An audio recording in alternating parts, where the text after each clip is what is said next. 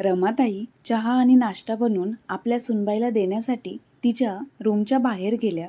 पण जसं त्या दाराजवळ पोचल्या तसं आतून काही आवाज येऊ लागले. त्यामुळे त्या बाहेरच उभ्या राहून आतमधील बोलणं ऐकू लागल्या. जेव्हा त्यांनी आपल्या सुनबाईचं बोलणं ऐकलं तेव्हा त्यांना धक्काच बसला. त्यांच्या पायाखालची जमीनच सरकली. कारण त्यांची सुनबाई तर, मित्रांनो, खूपच भावूक कथा आहे आणि वृद्धापकाळात मान सन्मानाने आणि स्वाभिमानाने कसं राहायचं हे शिकून जाणारी आहे. त्यामुळे कथा शेवटपर्यंत नक्की पहा. अरे रमा, मी काय ऐकलंय, मोहितचं लग्न ठरलं का गं? असं म्हणत उषाताईंनी फोनवर विचारलं. रमाताई हळूहळू पण हसत म्हणाल्या, हो उषा, प्रिया नाव आहे तिचं. फार गोड मुलगी आहे, शिकलेली आहे आणि दिसायलाही खूप सुंदर आहे. ती आली की घरात चैतन्य येईल. हे ऐकून उषाताई म्हणाल्या, अरे वा, मग तू पण आता सासू होशील. बरं झालं, आता तुला एकटं स्वयंपाकघरात कष्ट करत बसायची गरज नाही. सून येईल, तिच्याबरोबर गप्पा मारत मारत काम कधी झालं हे तुला कळणारही नाही. मी आणि माझी सून तर असंच करतो. एकत्र सकाळी कामं उरकून आम्ही सासू सुना निवांत बसून मराठी मालिका बघतो. असं म्हणत उषाताई हसल्या. त्यावर रमाताईही हसल्या. हो उषा, नेहमी वाटायचं माझी पण एखादी मुलगी असती जिच्याबरोबर थोडा वेळ गप्पा मारता आलं असतं, शॉपिंगला जाता आलं असतं, हसत खेळत गप्पा गोष्टी झाल्या असत्या. मुलगा चांगला आहे, पण मोहितला माझ्या गप्पांमध्ये रसच नसतो. म्हणून वाटतं प्रिया आली की मुलीची कमतरता भरून निघेल आणि सोबतीचं सुखही मिळेल. हो, अगदी बरोबर रमा, तुलाही आता थोडा आराम मिळेल. चल सांग, लग्नाची तारीख कधी ठरली? तयारी कशी चालली आहे? रमाताईंच्या डोळ्यात चमक येऊन त्या हसत म्हणाली, अगं उषा, लग्नाची तारीख 15 डिसेंबर ठरली आहे, म्हणजे माझ्या वाढदिवसाच्या दिवशी. वा, मग तर एकाच दिवशी 2 सेलिब्रेशन होतील. तुझ्या वाढदिवसाच्या दिवशी तू सासू होशील. सासू नाही उषा, मी तर प्रियाची आई बनून राहणार आहे. फक्त त्या दिवसाची वाट बघते आहे ज्या दिवशी माझा मुलगा घोड्यावर चढेल आणि चंद्रासारख्या दिसणाऱ्या गोड चेहऱ्याची सून घेऊन घरी येईल. बरं, मी फोन ठेवते. तुझ्याकडे काम करण्यासाठी तुझी सून आहे ना, जिच्याबरोबर तू सगळी कामं करतेस. पण आता तरी मला एकटीलाच काम करावं लागणार आहे, असं रमाताई म्हणाल्या. त्यावर दोन्ही मैत्रिणी मनमोकळ्या हसल्या. फोन ठेवून रमाताई स्वयंपाकघरात गेल्या. काम करत करत रमाताई भूतकाळात रमून गेल्या. रमाताई ह्या मध्यमवर्गीय कुटुंबातील एक हुशार मुलगी होत्या. अभ्यासात पुढारलेली, स्वभावाने साधी आणि मनाने खूपच संवेदनशील. त्यांचं स्वप्न होतं की त्या शिक्षिका व्हाव्यात.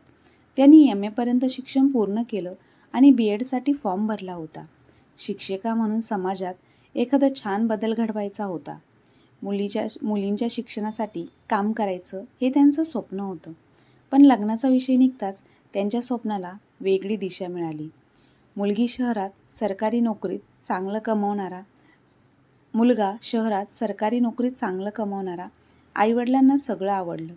रमाताई म्हणाली, मला पुढचं शिक्षण घ्यायचंय, करिअर करायचंय. पण आईबाबांनी सांगितलं, असं स्थळ परत मिळत नाही. करिअर करायचं असेल तर तू लग्नानंतरही करू शकतेस. लग्नानंतरही मुली शिक्षण घेतातच ना, नोकरी करतात. रमाताईंनी मग काही प्रश्न केले नाहीत. थोडा वेळ आपले स्वप्न बाजूला ठेवले आणि लग्नानंतर पुन्हा अभ्यासाला लागली. त्यांनी शिक्षण सुरू करायचं ठरवलं. मनात खूप आशा घेऊन सासरला गेली.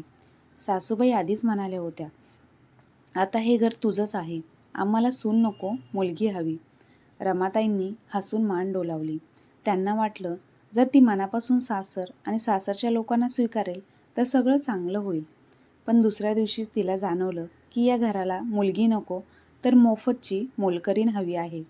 सकाळी 5 वाजता उठून झाडू पोछा, मग नाश्ता, मग सासू सासऱ्यांच्या औषधांची तयारी, मग नवऱ्याच्या टिफिनची तयारी, त्यानंतर तक्रारी की चहा अजिबात चांगला बनवत नाहीस, स्वयंपाकघर नीट सांभाळता येत नाही, इतकं हळू काम करतेस का. नवरा प्रकाश शांत, संयमी पण खूपच व्यस्त माणूस होता. त्याला ना गप्पांमध्ये रस, ना रमाताईंच्या कोणत्याही आवडीनिवडींमध्ये. तो तर सकाळी फक्त वर्तमानपत्र वाचायचा आणि दिवसभर ऑफिसमध्येच गुंतलेला असायचा. एकदा रमाताई म्हणाल्या, मी पुन्हा शिकायचं ठरवलंय. त्यावर प्रकाशने मान वर न करताच उत्तर दिलं, आता काय गरज आहे? घरी राहा, सगळं व्यवस्थित चाललंय. सासूबाईंना सांगितलं तर कठोर आवाजात उत्तर मिळालं, शांतपणे घरी बस आणि गृहस्थी सांभाळ. रमाने खाली मान घातली आणि मनाशी ठरवलं, जाऊ दे, नवीन लग्न आहे अजून, काही दिवस थांबते, मग समजावून सांगता येईन सगळ्यांना. पण हळूहळू तिचं पुस्तक कपाटात कुठेतरी खाली दडून गेलं. घरच्यांच्या सगळ्यांच्या आवडीनिवडी तिला ठाऊक होत्या, पण त्यात तिची आवड विचारण्याचा कोणीही प्रयत्न केला नाही. 2 वर्षांनी ती एका मुलाची आई झाली. मुलाला वाढवलं, शिकवलं, घर सांभाळलं, नातेवाईकांची काळजी घेतली. रमा एक आदर्श बायको, आदर्श आई आणि आदर्श सून झाली होती. पण तिच्या मनातील खरी रमा हळूहळू कुठेतरी हरवून गेली होती. तिने अनेकदा विचार केला की काहीतरी करावं, फार नाही तरी जवळच्या एखाद्या प्रायव्हेट शाळेत तरी नोकरी सुरू करावी. पण सासूला विचारलं तर जणू वादळ आलं. आता या घरची सून नोकरीसाठी बाहेर पडणार का? आमची इज्जत मातीमध्ये घालवायची आहे का? प्रकाश, तुझ्या बायकोला समजावून सांग की इथे असं काही चालणार नाही. रमा घाबरली होती. घरातल्या प्रत्येकाच्या सोयीसाठी तिने आपले सगळे स्वप्न बाजूला ठेवले होते. पण त्याऐवजी तिला मिळाली फक्त गुलामीच. आता ती फारशी कोणाशी बोलतही नव्हती, कधी तक्रारही करत नव्हती. आरशात स्वतःकडे पाहिलं की वाटायचं, ही बाई कोण आहे? डोळ्याखाली फाटलेल्या वर्तुळा, कपाळावर काळजीच्या रेषा आणि ओठांवर थकवा भरलेला. मी रमा, ती स्वतःलाच ओळखू शकत नव्हती. लग्नाला 15 वर्षे झाली होती तेव्हा सासूबाईंचा मृत्यू झाला. पण तोपर्यंत घराची सगळी जबाबदारी रमाताईंच्या खांद्यावरच होती. त्याच्यापासून सुटका करणे त्यांच्या हाताबाहेरचं होतं. आणि सुमारे 4 वर्षापूर्वी त्यांच्या नवऱ्याचा, प्रकाशचा, अचानक हार्ट अटॅक आला आणि त्यामध्येच त्यांचा मृत्यू झाला. रमाताई जगासमोर फार शांत होत्या, पण आतून त्यांचं संपूर्ण अस्तित्वच तुटलं होतं. मोहित आता मोठा झाला होता, नोकरी करत होता आणि लग्नाच्या वयात पोचला होता. शेवटी मोहितचं लग्नही ठरलं. लग्न अतिशय छान पार पडलं. घराच्या उंबऱ्यावर जेव्हा प्रियाने पहिलं पाऊल ठेवलं, तेव्हा जणू अनेक वर्षाची शांतता तिच्या पैंजणाच्या आवाजाने नाहीसी झाली. लाल साडी घातलेली, सुंदर आणि शिकलेली प्रिया पाहून रमाताईंचं मन भरून आलं. त्यांच्या सुनेची त्यांनी आरती केली, तिला मिठी मारली आणि मनोमन देवाचे आभार मानले. हे देवा, तू माझं ऐकलंस, सून म्हणून अगदी चंद्राचा तुकडा दिलास. घरात उत्साहाचा माहोल होता. नातेवाईकांच्या हसणं, मस्करी आणि विधीत रमाताईंचं लक्ष फक्त प्रियावरच होतं. तिच्या प्रत्येक हालचालीत त्या आपले मुलगी शोधत होत्या. संध्याकाळी जेव्हा सगळे कुटुंब आणि नातेवाईक एकत्र बसले, तेव्हा बोलता बोलता रमाताईंनी विचारलं, सुनबाई पुढे काय करणार? काय करायचा विचार आहे? क्षणभर वातावरणात शांतता पसरली. प्रियाच्या डोळ्यात आत्मविश्वास आणि एक स्वप्न चमकत होतं. मला माझा अभ्यास सुरू ठेवायचा आहे. मला UPSCची परीक्षा द्यायची आहे. खोलीत बसलेले काही नातेवाईक भुवया टेकवत होते, पण रमाताईंचा चेहरा हसला. कुठेतरी त्यांच्या मनात दडलेल्या स्वप्नांना जणू पंख फुटले होते. त्यांनी लगेच प्रियाच्या डोक्यावरून हात फिरवत म्हणाले, अरे बाळा, ही तर खूपच छान गोष्ट आहे. तू नक्की अभ्यास कर, मी तुझ्या सोबत आहे. जे मी करू शकले नाही ते स्वप्न तू पूर्ण कर. यापेक्षा माझ्यासाठी मोठा आनंद काय असू शकतो?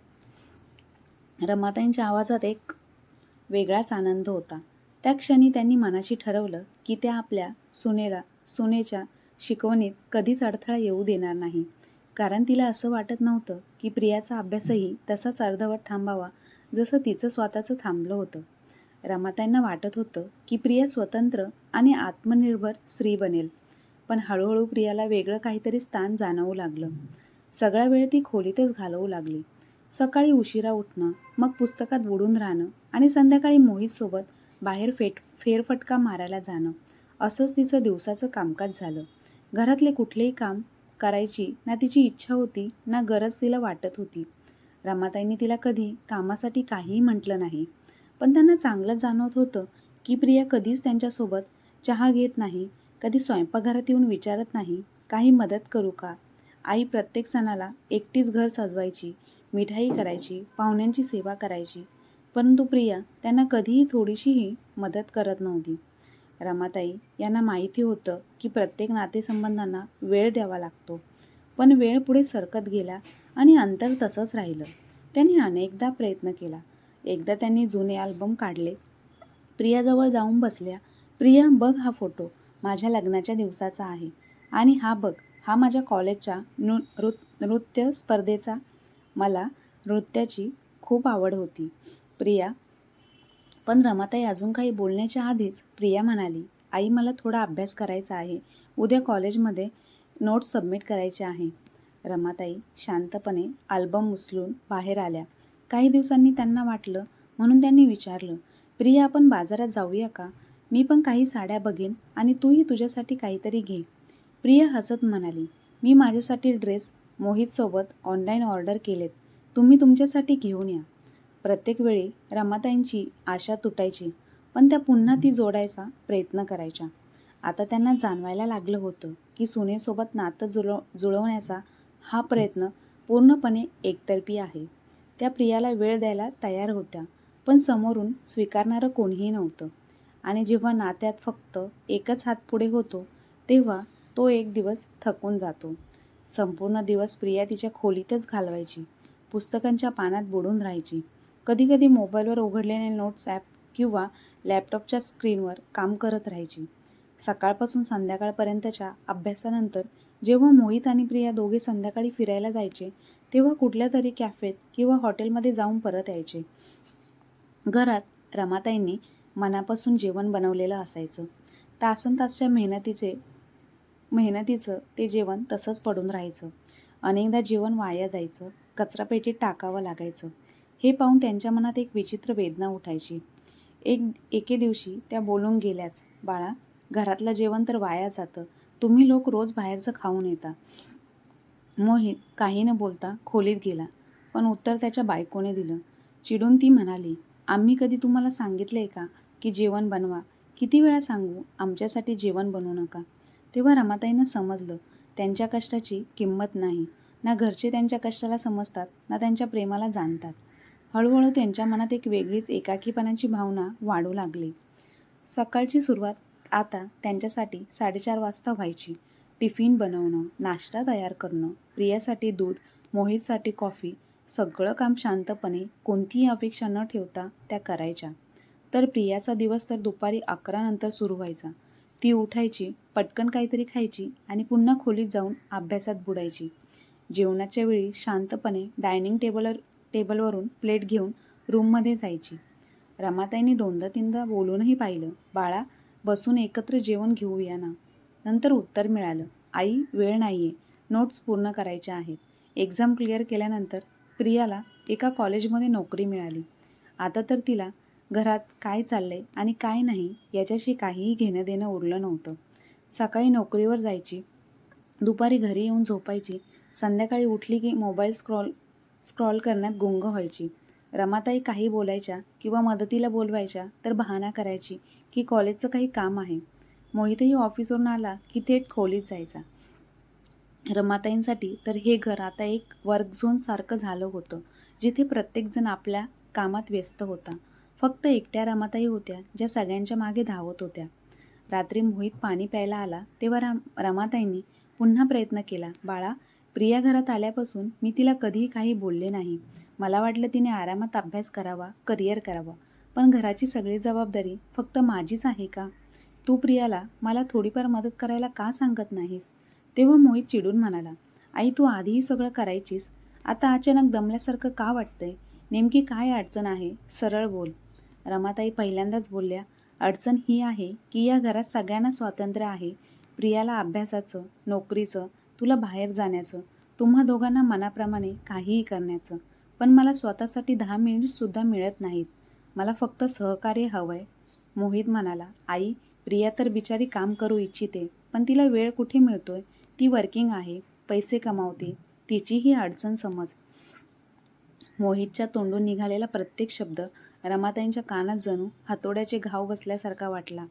बरोबर म्हणालाच बाळा, मी तर वर्किंग नाही, बाहेर जाऊन पैसे कमवू शकत नाही ना? असं म्हणत रमाताई आपले डोळे पुसू लागल्या. काही क्षणांनी समोर पाहिलं तर मोहित पुन्हा आपल्या खोलीत निघून गेला. गेल्या काही दिवसापासून रमाताईंची तब्येत बरी नव्हती. गुडघ्यात वेदना, अंगात जडपणा, सकाळी उठल्या की हातपाय सुन्न होणे. तरी रोजच्याप्रमाणे घरची सगळी कामं न थकता न थांबता त्या करत राहिल्या. त्याने अनेकदा विचार केला की यावेळी आपली अडचण मुलाला सांगायची. पण प्रिया आणि मोहित दोघेही आपल्या कामात गुंतलेले.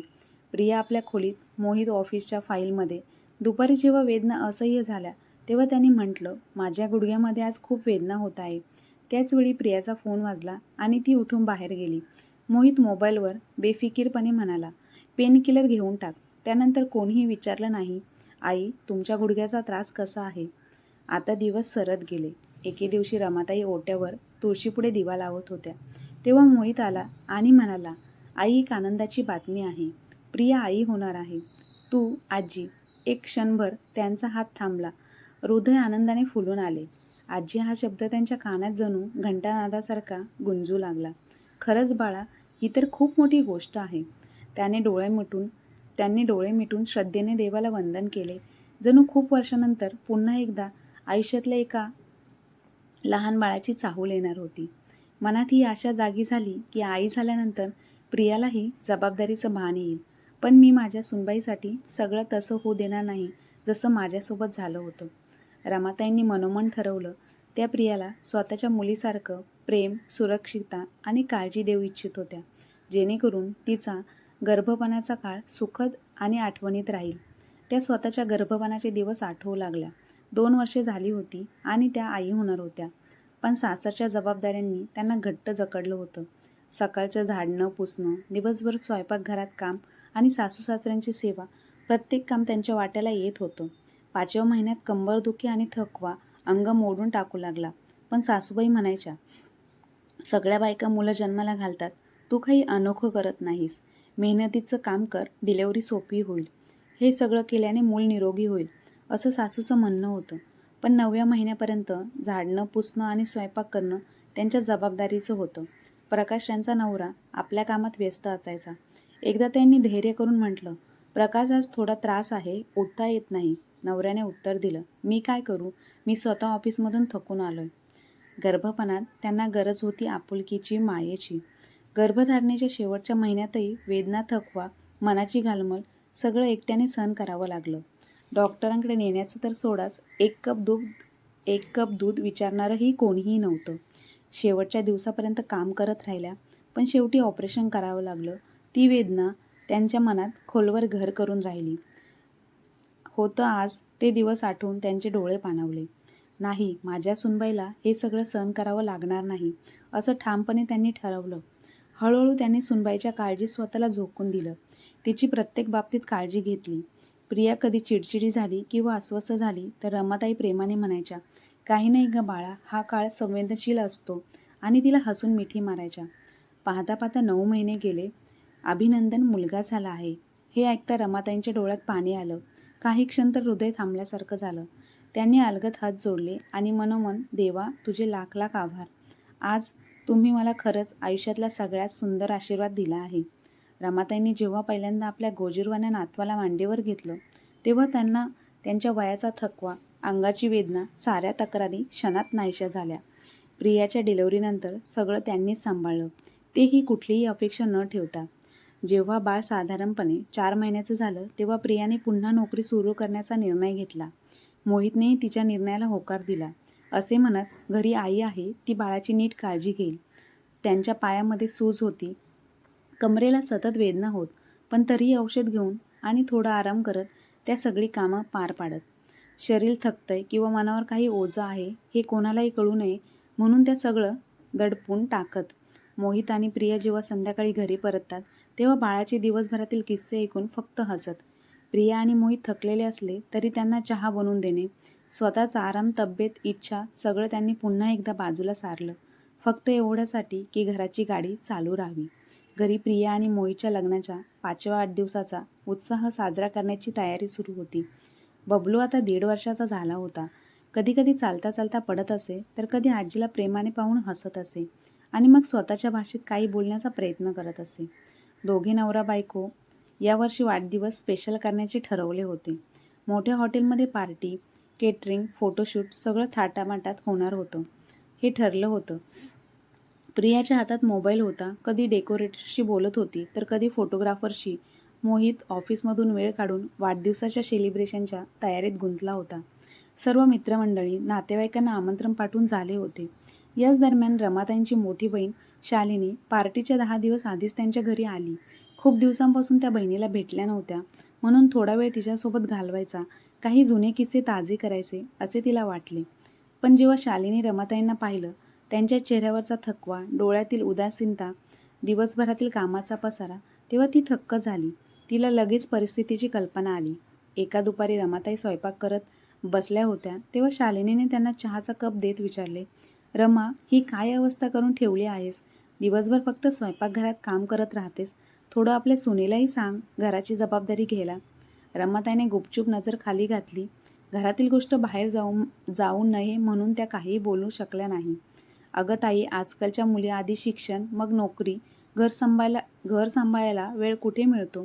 तेव्हा रमाताईंनी कसंबसं विषय बदलण्याचा प्रयत्न केला, पण त्यांच्या आवाजातील हुरूर लपली नाही. शालिनीने भुवया उंचवत सांगितले, "अगं, तू तिला करूनच देणार नाहीस तर ती करणार तरी कशी? जेव्हा तू सगळे झेलायला तयार आहेस, तेव्हा कोण पुढे येणार तुझ्यासाठी?" शालिनीताईंच्या शब्दात एक कडू पण खरी टोचणी होती, जी रमाताईंच्या मनाला लागली. त्यांनी हळूच सांगितले, "ताई, तुम्हाला ठाऊक नाही, सगळं काम माझ्याच डोक्यावर येतं. सकाळपासून रात्रीपर्यंत जेवण बनवणं, बबलूला सांभाळणं, घराची साफसफाई.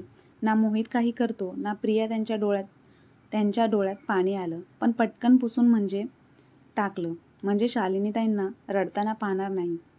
शालिनीताईंनी त्यांच्या खांद्यावर हात ठेवत सांगितलं, "तुला कोणी समजून घेणारं नाही जोवर तू स्वतःसाठी उभी राहत नाहीस. आपली लढाई प्रत्येकाने स्वतःच लढायची असते." रमाताई शांतपणे सगळे ऐकत होत्या. वाढदिवसाला आता फक्त 1 आठवडा उरला होता. दररोज प्रिया आणि मोहित खरेदीसाठी बाहेर पडत होते. रमाताई म्हणायच्या, "चला, मीही पार्टीसाठी काही घेते."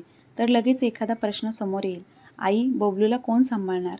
तू बाहेर गेलीस तर बाळ कसं राहील? एवढ्या गर्दीत तुम्हाला त्रास होईल, तुमचे पाय दुखतील, तुम्ही थकून जाल." हे ऐकून रमाताई गप्प बसत. दिवस जात होते.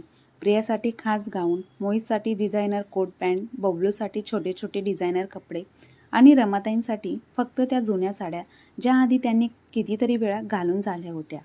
रविवारच्या दिवशी सकाळी शालिनीताईंनी उभ्या उभ्या घोषणा केली, "मोहित, आज रविवार आहे. प्रिया आणि तू आज घरीच थांब. आज रमा आणि मी शॉपिंगला जाणार आहोत." तिने अजून स्वतःसाठी काहीच घेतलं नाही. मोहित थोडा अस्वस्थ झाला. "मावशी, आज डेकोरेटरसोबत मीटिंग आहे. प्रियालाही सोबत घेऊन जायचं आहे. खूप गोष्टी फायनल करायच्या आहेत." प्रिया ही लगेच म्हणाली, "आणि आईंना काही आणायचं असेल तर आम्ही आणून देतो. शिवाय त्यांना गर्दीत जाणं अवघड होतं." "अरे, तुम्ही का आणून द्याल तिच्यासाठी कपडे? रमाला काही घ्यायचं आहे तर ती स्वतःच्या पसंतीने आणेल ना." शालिनी म्हणाली. त्यावर प्रिया म्हणाली, "पण घरी बबलूला कोण सांभाळणार?" रमाताई हसत पण ठामपणे म्हणाल्या, "तुम्हा दोघांना जायचं असेल तर बबलूला सोबत घेऊन जा. आता तो 1.5 वर्षाचा झाला आहे. तो तुमचाही मुलगाच आहे ना. माझी काळजी करू नका. यावेळी मी स्वतः ठरवेन मला काय घालायचं ते." मोहित आणि प्रिया थोडा वेळ एकमेकांकडे पाहत राहिले, पण शालिनीताईंच्या तीक्ष्ण नजरा पाहून काहीच बोलू शकले नाहीत. आणि त्या दुपारी रमाताई अनेक वर्षानंतर पहिल्यांदाच स्वतःसाठी तसे कपडे खरेदी करत होत्या, ज्या त्या कधी घालू इच्छित होत्या.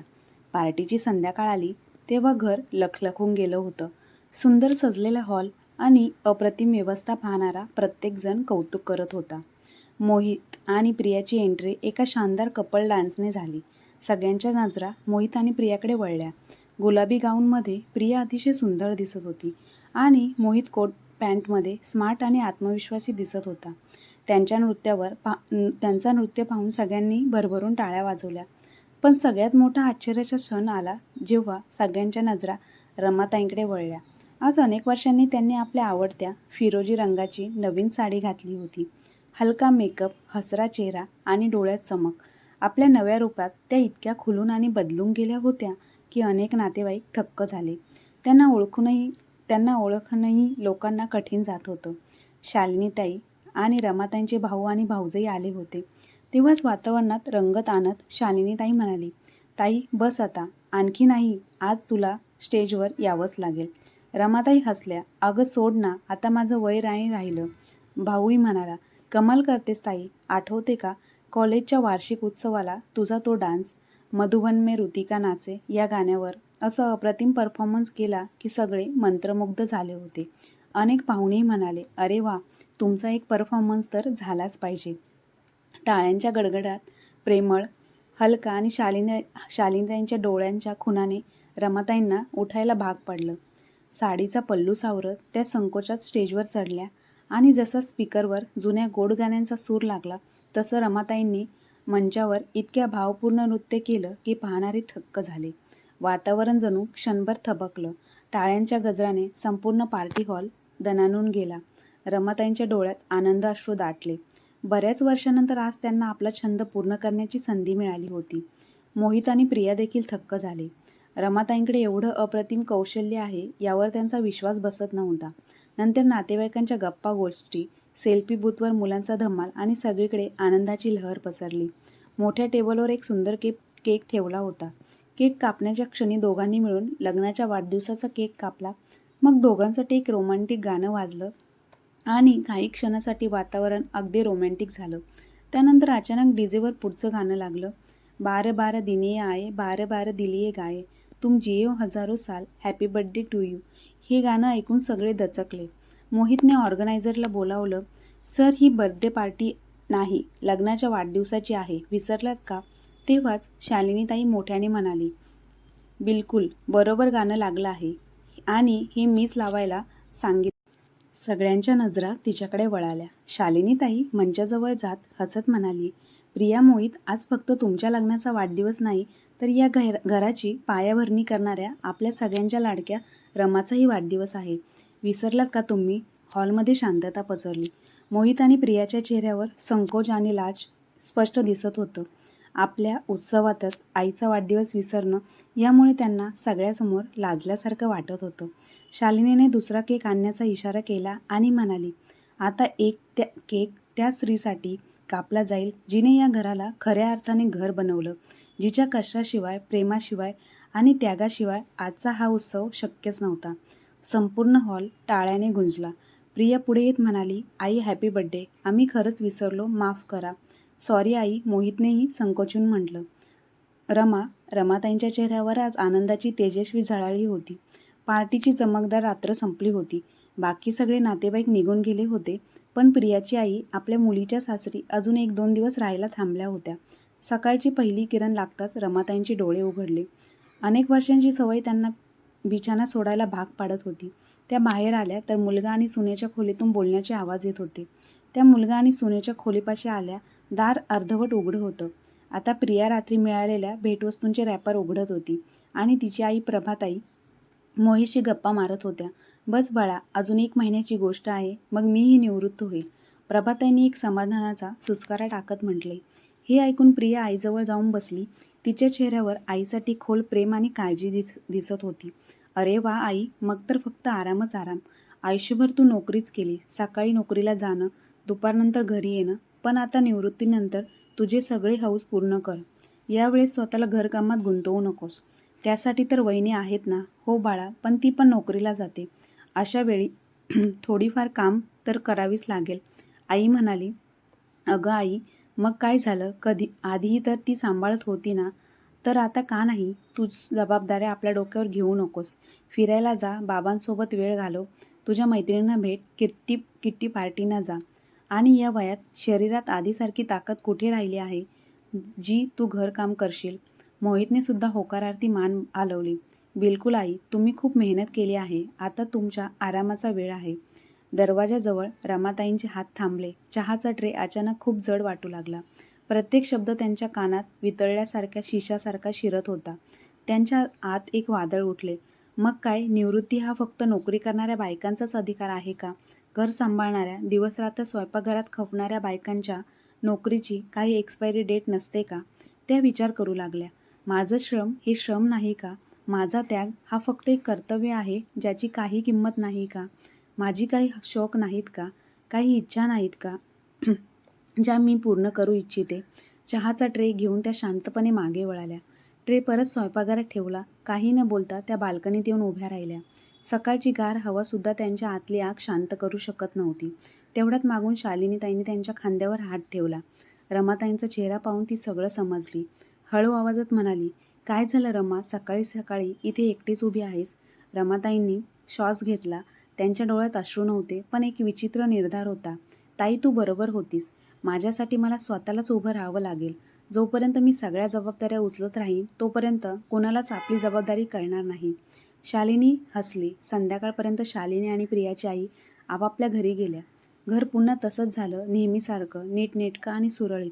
पुढचा दिवस रविवार होता. वर्षानुवर्ष पहिल्यांदा सकाळी उठल्यावर रमाताई स्वयंपाकघरात गेल्या नाही. ना चहा बनवला, ना बबलूसाठी काही बनवलं, ना कुणासाठी नाश्त्याची तयारी केली. त्यांनी शांतपणे आपलं कपाट उघडलं. वर्षानुवर्ष ठेवलेले स्पोर्ट्स शूज बाहेर काढले, जे कधीही वापरले नव्हते, आणि पार्ककडे निघाल्या. कोणाला काहीही सांगितलं नाही. मोकळ्या हवेत फिरून आज त्यांच्या शरीराबरोबर मनालाही शांती मिळाली होती.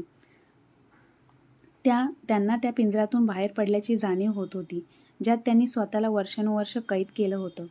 1 तासानंतर जेव्हा त्या घरी परतल्या आणि दार उघडलं, तेव्हा मोहित आणि प्रियाच्या आवाजाने कान भरून गेले. "अरे आई, कुठे गेल्या? बबलूसाठी शिरा बनवायचा होत्या," प्रिया म्हणाली. "अरे यार, मला काय माहिती? मीही किती वेळापासून माझ्या कॉफीची वाट पाहतो आहे." मोहितचा आवाज ऐकू आला. रमाताई काही न बोलता दार बंद करून बूट काढू लागल्या. काही क्षणात मोहित बाहेर आला. आईला पाहून म्हणाला, "आई, तू सर्व काम सोडून कुठे गेली होतीस? आमच्यासाठी नाश्ता नाही, बबलूसाठी काही खायला नाही. आता लगेच शिरा बनव आम्हा दोघांसाठी. कॉफी, डोकं दुखतंय खूप." इतकं म्हणत तो परत आपल्या खोलीत गेला. रमाताई तिथेच उभ्या राहिल्या, अगदी शांतपणे. मग तो क्षण आला जेव्हा शांतता तुटली. काही वेळानंतर त्यांनी आवाज दिला, "मोहित, प्रिया, 1 मिनिट बाहेर या." दोघे बाहेर आले. "काय झालं आई?" मोहितने विचारलं. प्रिया मोबाईलमध्ये डोळे घट्ट लावून म्हणाली, "हो आई, बोला, काय झालं?" रमाताईंचा आवाज शांत पण ठाम होता. "मी तुम्हा दोघांना एक गोष्ट सांगू इच्छिते. कदाचित ही गोष्ट सांगायला मला 2 वर्षाचा उशीर झालाय. मी ठरवलं आहे की मी आता रिटायर्ड होऊ इच्छिते." त्यावर मोहित हसला. "रिटायरमेंट? आई, तू तर कुठली नोकरी केली नाही." रमाताई हसल्या. "हो बाळा, नोकरी नाही केली, पण रोज 16 तास ड्युटी नक्कीच केली. या घराची, तुझी, प्रियाची आणि आता बबलूची." प्रिया आणि मोहित आश्चर्याने पाहू लागले. प्रिया म्हणाली, "आई, तुम्हाला तर माहीत आहे ना, मी ऑफिसला जाते. काम खूप असते. मी हे सगळं सांभाळू शकणार नाही, आणि तुम्हाला घर सांभाळायची सवय आहे." तेव्हा रमाताई आता थेट प्रियाकडे पाहत होत्या. "प्रिया बाळा, नोकरी करणाऱ्या महिलांना फक्त ऑफिसचं काम करायचं असतं का? त्यांना घर नाही का? जेव्हा तू म्हणाली तुला शिकायचं आहे, तेव्हा मीच आधी सांगितलं, हो शिक, मी तुझ्याबरोबर आहे. कारण जेव्हा माझं वय होतं तेव्हा मला शिकायचं होतं, परंतु माझं कोणी ऐकलं नाही. मी ठरवलं की माझ्या सुनबाईचं स्वप्न अपूर्ण राहू देणार नाही. पण याचा अर्थ असा नाही की तू मला फक्त एक मोलकरीण बनवून ठेवाल." मोहित, तू विचारत होतास, "आई, तू कुठे होतीस?" पण तू कधी विचारलंस का, "आई, तू कशी आहेस? तू आज थकलेली दिसत आहेस. चल, मी चहा करून देतो." खोलीत गडद सन्नाटा पसरला. मोहित आता मोबाईलकडे नाही तर आईकडे पाहत होता. प्रियाच्या हातातील फोन आता टेबलवर होता. रमाताईंच्या डोळ्यात राग होता, पण त्याहूनही जास्त एक आईची वेदना आणि एका स्त्रीचा आत्मसन्मान होता. आता त्या प्रियाकडे वळल्या. "प्रिया बाळा," रमाताई शांतपणे म्हणाला, "काल सकाळी मी अनपेक्षितपणे तुझं आणि तुझ्या आईचं बोलणं ऐकत होते. तू म्हणत होतीस रिटायरमेंटनंतर तुझ्या आईने आराम करायला हवा. तिने आपलं संपूर्ण आयुष्य काम केलं. आता तिला स्वयंपाकघर किंवा घरकामामध्ये न अडकवता आपल्या आवडी पूर्ण करायला हव्यात. मैत्रिणींसोबत पार्टी करायला हवी, फिरायला जायला हवं. मग मला हेच प्रश्न विचारायचे आहेत. जेव्हा तू तुझ्या आईसाठी इतका विचार करू शकतेस, तर माझ्यासाठी तुझी नजर बंद का होते? तुला वाटत नाही का की माझंही आता वय झालं आहे? या वयात माझ्या शरीरात आधीची ताकद शिल्लक राहिली नाही." रमाताईंनी आपले बोलणं पूर्ण केले. "मी घरकामातून पूर्णपणे रिटायर्ड होणार नाही, पण थकले की थांबीन. मनाला वाटले तर चालेल. उद्यापासून मी सकाळी फिरायलाही जाईन आणि स्वतःसाठी थोडा वेळ काढेन. आजपासून हे घर फक्त माझी जबाबदारी नाही." त्यानंतर प्रिया म्हणाली, "पण आई, मला काहीच बनवायला येत नाही." रमाताई उठल्या, पाण्याचा ग्लास घेतला आणि हसत म्हणाल्या, "काही नाही बाळा, आजकाल सोशल मीडियावर सगळं बनवायला शिकवलं जातं. म्हणून तुमची कॉफी, शिरा आणि बाकी सगळं थोडं तुमच्या हाताने शिका. तरीही येत नसेल तर मी शिकवेन." इतकं सांगून रमाताई अंघोळीला गेल्या. अर्ध्या तासानंतर जेव्हा त्या खोलीतून बाहेर आल्या तर पाहिलं की प्रिया यूट्यूबवर रेसिपी शोधत होती आणि मोहित टोस्टरमध्ये 2 स्लाईस टाकले आणि दुसऱ्या बाजूला कॉफी बनवायला लागला. अरे यार, हा टोस्टर! वाक्य पूर्ण होण्याअगोदर पूर्ण टोस्ट पूर्णपणे जळालेला बाहेर आला. स्वयंपाकघराच्या दरवाजावर रमाताई उभ्या होत्या. शांतपणे हसत होत्या. त्यांच्या डोळ्यात ताकद नव्हती, पण एक शांत समाधान होतं. त्यांना वाटत होतं की जवळ जाऊन म्हणावं, बाजूला हो, हे चांगलं नाही, मी स्वतः करते. पण मग स्वतःशी म्हणाल्या, नाही, त्यांनाच करायला द्यायचं, तेव्हाच तर ते शिकतील. प्रियाने कसा तरी शिरा तयार केला. त्यात थोडी साखर टाकली आणि थंड करून बबलूसाठी दिला. मोहितने दुसऱ्या ब्रेडचा टोस्ट बनवला, जो बरा झाला होता. नंतर कॉफी करून 3 कप घेऊन बाहेर आला. स्वतःसाठी, प्रियासाठी आणि रमाताईंसाठी. त्या दिवसापासून घरात नवनवीन वातावरण तयार झालं होतं. मोहित आणि प्रिया सकाळी लवकर उठून एकत्र नाश्त्याची जबाबदारी सांभाळत होते आणि मग नोकरीला निघायचे. स्वच्छतेसाठी आणि भांडी धुण्यासाठी बाई ठेवली गेली होती. रमाताई अजूनही सकाळी लवकर उठत होत्या, पण कुणाची सेवा करण्यासाठी नव्हे, तर स्वतःसाठी जॉगिंग शूज घालून पार्कच्या ताज्या हवेत, कधी मैत्रिणींसोबत हसत गप्पा मारत, फेरफटका मारत, तर कधी योगा करत. मुलगा आणि सूनबाई नोकरीसाठी बाहेर निघाल्यानंतर त्या आनंदाने आपल्या नातवासोबत वेळ घालवायच्या, त्याच्यासोबत खेळायच्या. संध्याकाळी कधी रामायण वाचायच्या, तर कधी आवडता चित्रपट चालू करायच्या. एका ठाम निर्णयाने त्यांनी आपल्या मुलाला आणि सूनबाईला व्यवस्थित कळून दिलं की त्या घरात त्यांच्या व्यतिरिक्त आणखी एक माणूस राहतो, ज्याचं नाव आहे रमा. तर मित्रांनो, घर कुणाच्याही एकट्याच्या जबाबदारीचं नसतं. जेव्हा सगळे एकत्र येऊन सांभाळतात, तेव्हाच नाती हसतात. आणि सगळ्यात महत्त्वाचं, स्वतःवर प्रेम करणं ही एक जबाबदारी आहे, ज्याला कधीही विसरू नका. तर मित्रांनो, तुम्हाला काय वाटतं? रमाताईंचा निर्णय बरोबर होता का? तुमचं काय मत आहे? कमेंट बॉक्समध्ये नक्की कळवा. आणि आजची कथा आवडली असल्यास आपल्या चॅनलला लाईक, शेअर, सबस्क्राईब नक्की करा. धन्यवाद.